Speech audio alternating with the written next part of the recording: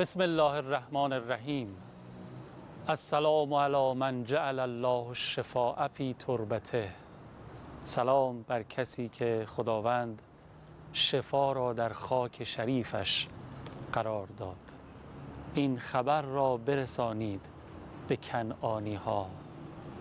مردم، این خبر را برسانید به کنعانی ها. بوی پیراهن خونین کسی می آید.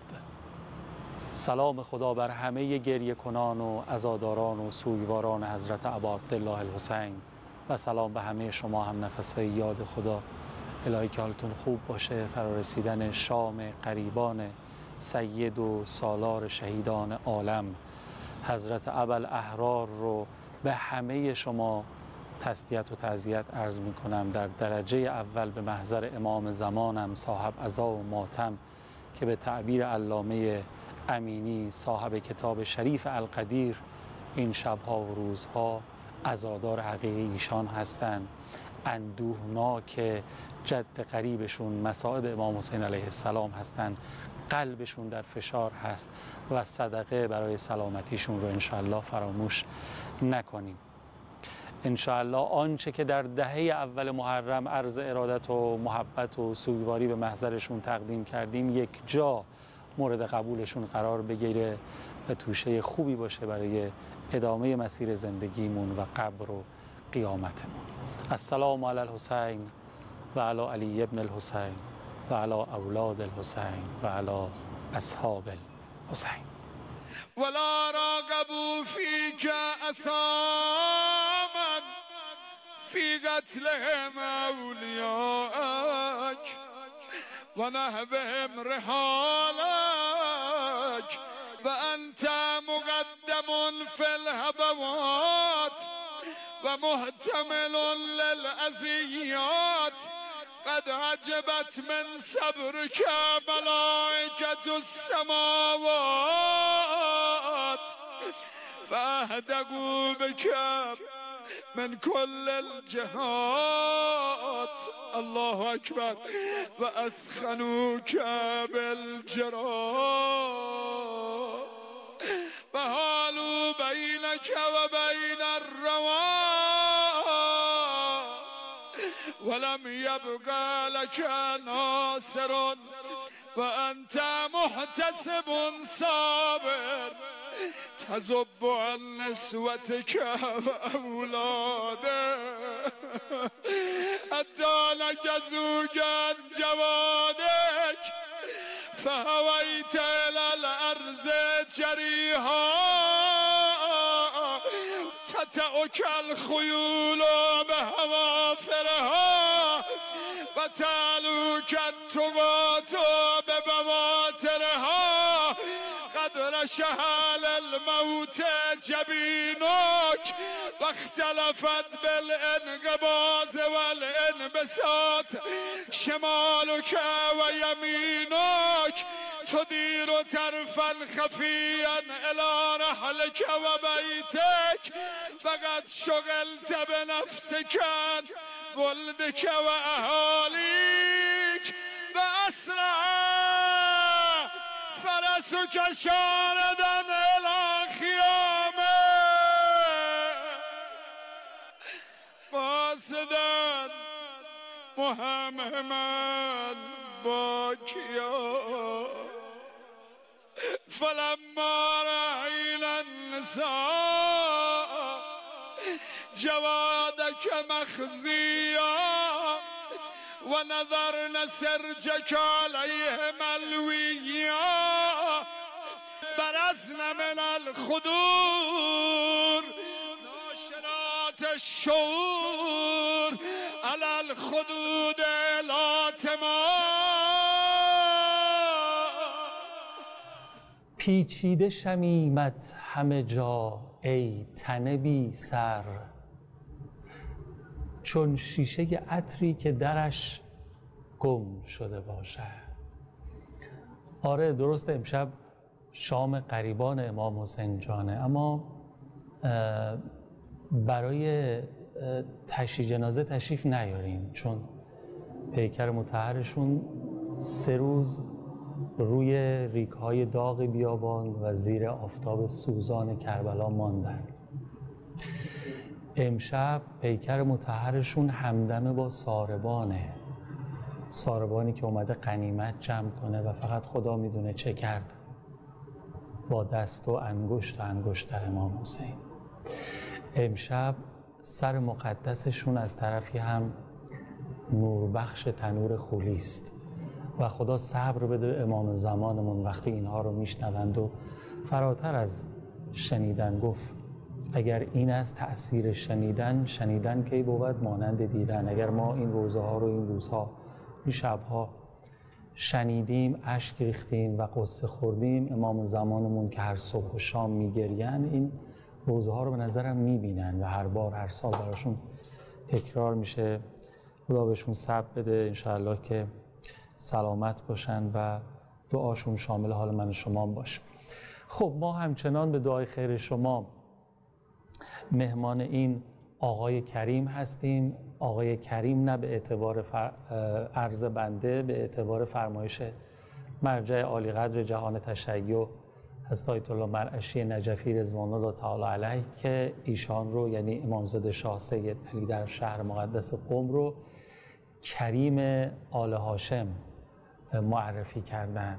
خوشحالیم از این بابت که همچنان محضرشون هستیم، به شرط لیاقت نایب الزیاره شما هم هستیم با افتخار. همونطور که قبلا هم خدمتتون وعده کرده بودم از امشب ما به مدت 5 شب محضر استاد عزیزم حجت الاسلام و المسلمین سعیدی آریا هستیم با کلی افتخار. خیلی خوشحالم ایشان رو زیارت میکنم.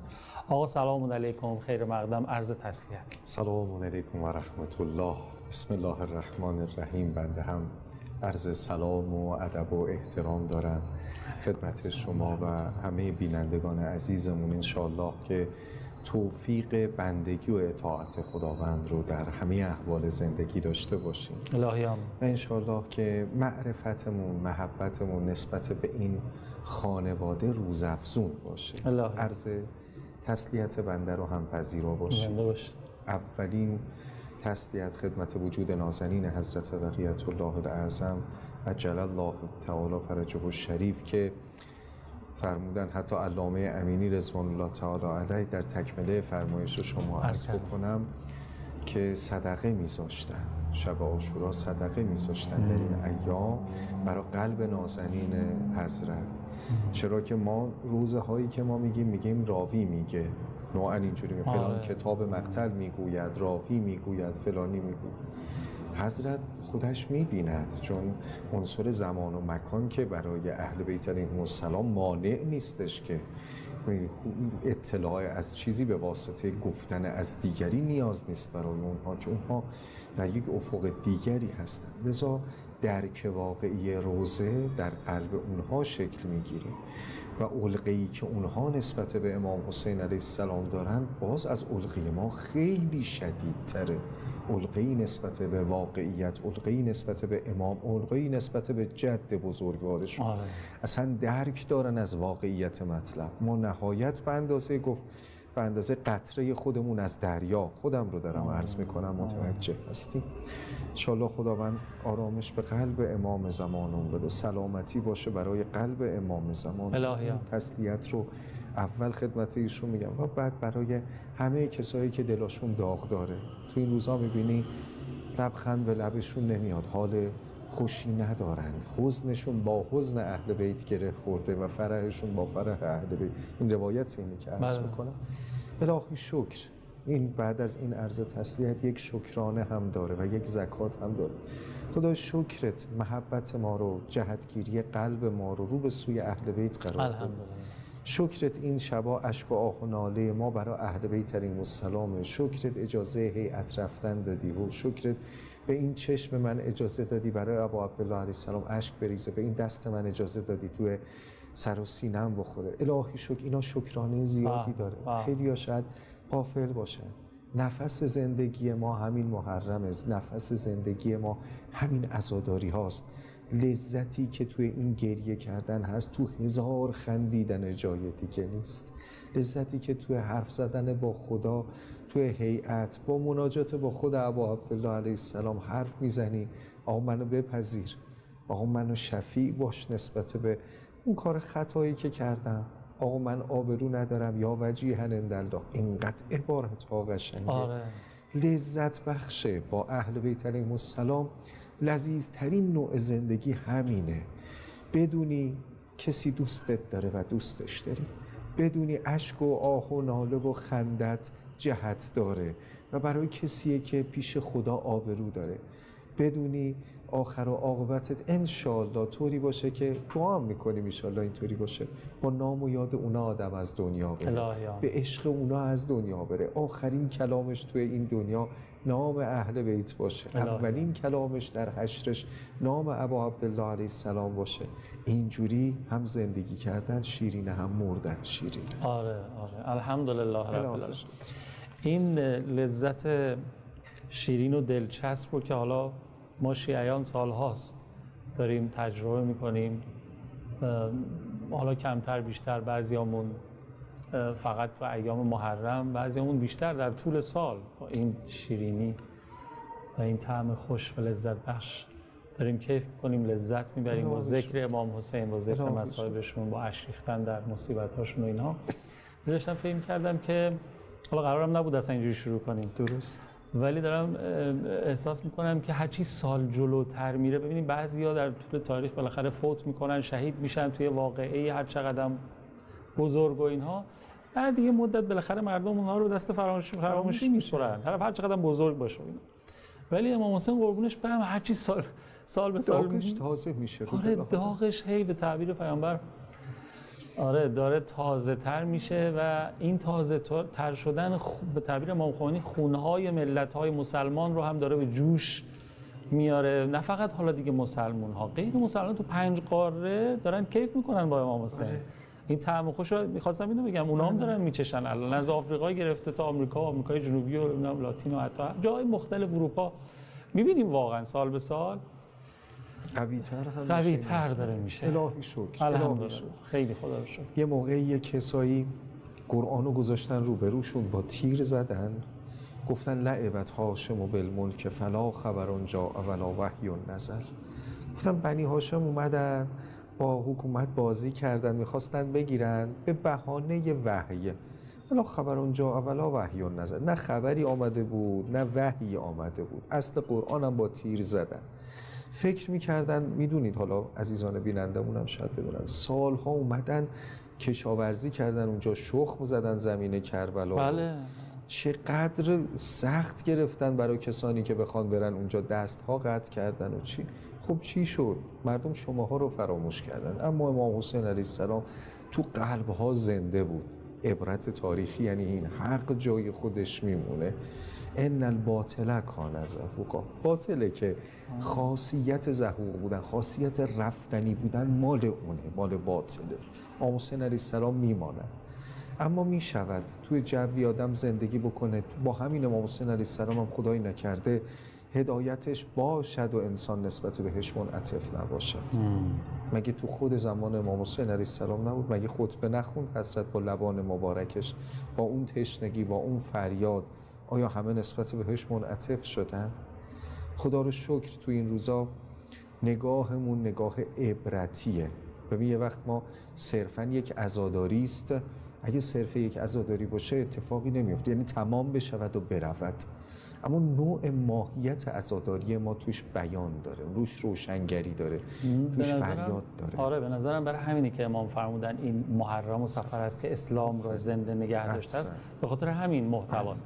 و اینی که فرمودید حالا زمان متوکل بود دیگه، کلا به خاک یک سال آب بستن، نمیدونم اصلا هیچ اثری نمونه. ولی بعد دوباره من حالا یاد این آیه قرآن میافتم که یریدون لیطفئوا نور الله بافواههم والله متم نوره ولو کره.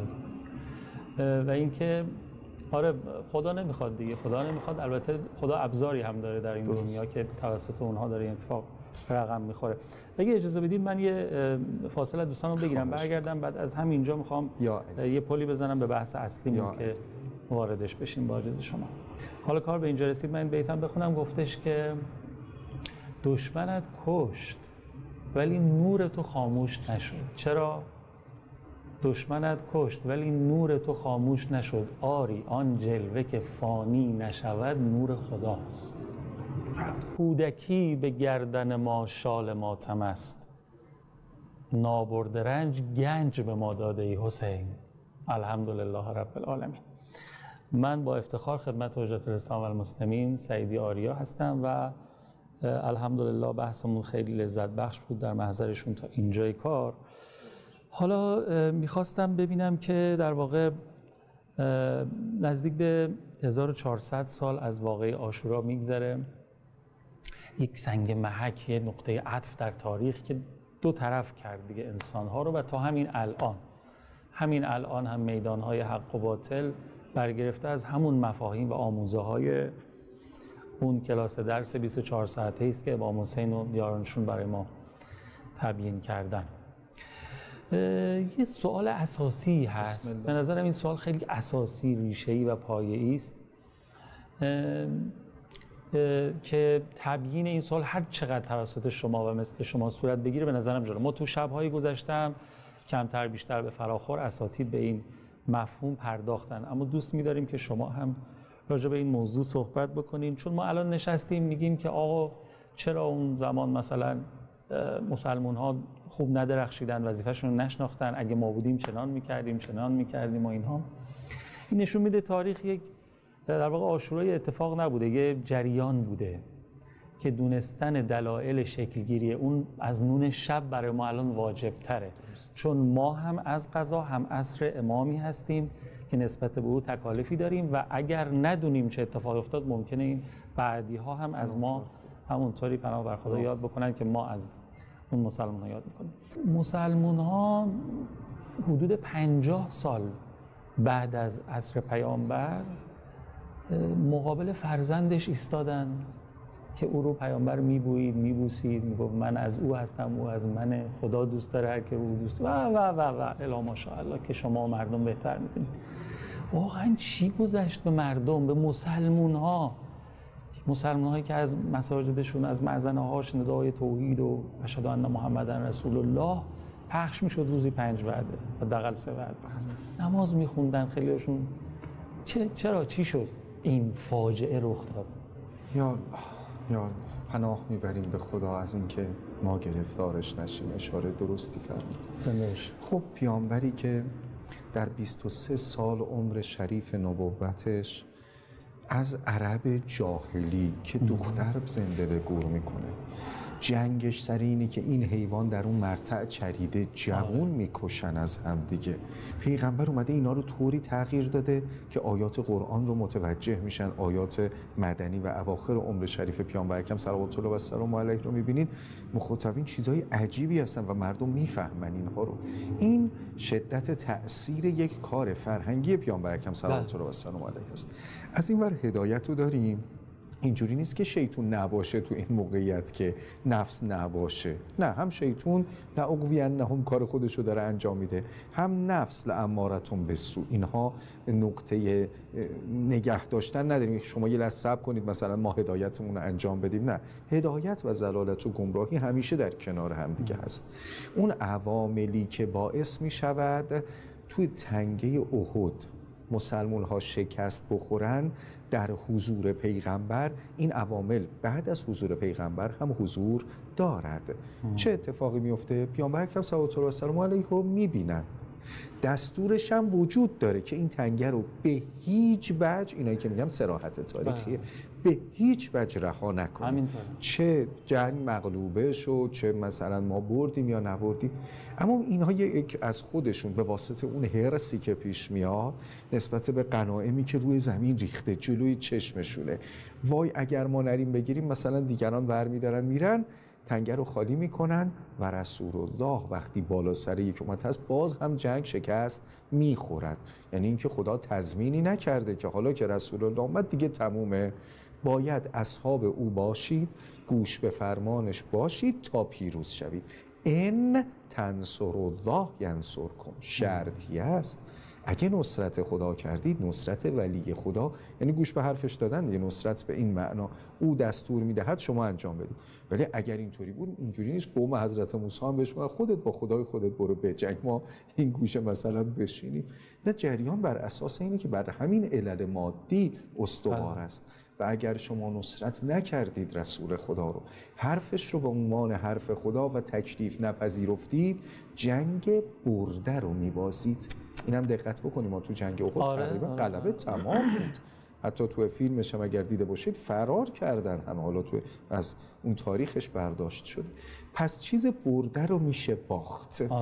میشه امتی که با حضرت موسی علیه السلام همه ایمان آوردن، موحد شدند، یه 30 روز، یه 40 روز بهش بگذره، فاتممناها بعش بگذره، یهو گوساله پرست بشن. آره این اتفاق میفته. 50 سال که جای خود دارد دیگه. این اتفاق اینا برای امروز ما عبرته که می شود هدایت تبدیل به ضلالت و گمراهی بشه.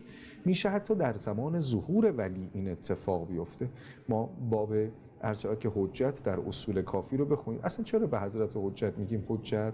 استدلال تام است، حجت خداست، کسی شک نمیکنه. خدای من نمیدونستم این آدم هست، امام یا نیست، حجت هست، تمام است. خب وقتی که اینجوری همه میدونن، پس چرا میجنگن باهاش؟ چرا این همه اخبار داریم که حضرت حجت بیان میجنگن؟ میدونن که امام زمانه. دل هم میسوزه. خودتون نامه نوشتید، به کی نوشتید؟ به همین آقا نوشتید، به کسی که نمیشناسید که ننوشتید که. یه عواملی پیش میاد، یه آدمایی میان توی کوفه میگن به زنانتون جواهر میدیم. مسلم ابن عقیل طوری با یارانش، با اونهایی که باهاش بیعت کردن، بیش از چندین هزار نفر اسم بردن که اینها میان با مسلم ابن عقیل همراه میشن.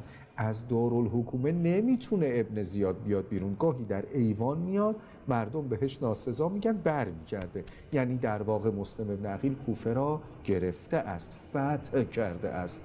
چیز فتح شده به جایی میرسه که مسلم میگه توی اون شب احساس کردم صدایی پشت سرم نیست و کسی نیست.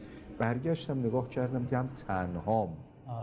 چندین هزار نفر تنها. تو چه فاصله تقریبا؟ تو چند روزه تقریبا که مسلم ابن عقیل میاد اون کار رو انجام میده. بر اساس اون نامه امام حسین علیه السلام میفرستن مسلم ابن عقیل رو. یک صحت سنجی نسبت به این مسئله است، نامه ها نوشتن، اعلام پیکار میکنن، ما میایم میجنگیم بر علیه چیکار میکنیم ما؟ یا حسین بیا که شهر ما، کوفه ما فقط تو رو کم داره، نخل‌های ما خرما داده. حالا اصلا یک چیزای اتفاقاتی میفته، بار شطور میکنن نامه ها رو، تعداد اینقدر زیاده. اگر اجازه بدید علی، خواهش میکنم ادامه مسیر رو تا اینجا که فهمید فعلا فرستاده امام حسین رو اینطوری باش برخورد کردن. خیلی ممنونم. عوامی نداریم. سلامت باشین، عرضی ندارم. عجزتون با عوض. یا علی علی